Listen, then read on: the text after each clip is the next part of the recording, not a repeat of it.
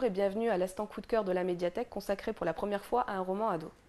Mon coup de cœur du moment, c'est la saga U4. Alors la saga U4, c'est 4 romans qui ont la particularité d'avoir été écrits par 4 auteurs différents, mais racontant le même événement sur la même période, mais vécu par 4 ados différents.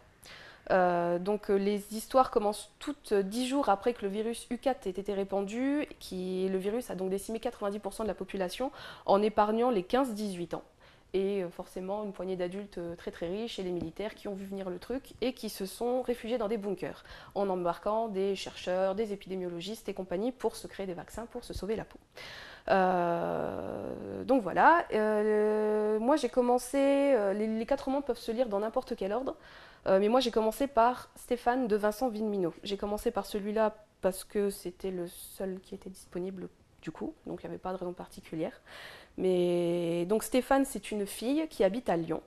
Et son père est donc un épidémiologiste très très important. Et quand le virus est répandu, l'armée et le gouvernement viennent le chercher. Et lui, il fait un bisou sur le front de sa fille, lui dit t'inquiète pas, tout va bien se passer. Il l'abandonne dans leur appartement de Lyon. Et il disparaît, en sachant quand même qu'elle vit qu'elle vit juste avec lui parce que c'est une famille séparée, que sa mère est partie refaire sa vie en Bretagne avec le petit frère.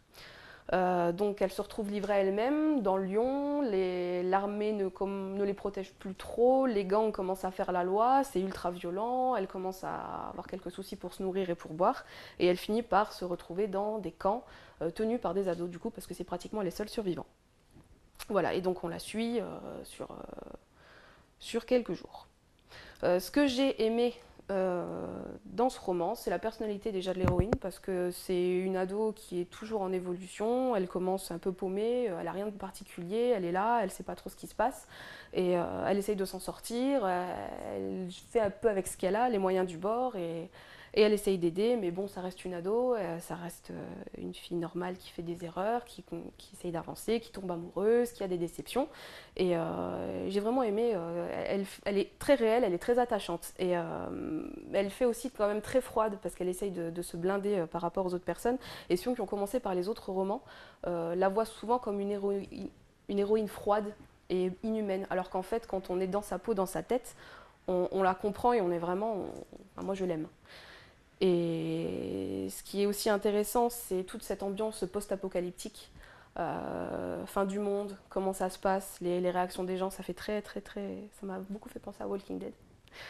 Et voilà. Ce qui est aussi intéressant, c'est que les 4 auteurs ont travaillé ensemble. Ils se sont enfermés pendant une semaine dans une maison parce que forcément les 4 personnages ne se connaissent pas, mais vont se croiser, vont se rencontrer, vont discuter, vont s'aimer, vont se détester.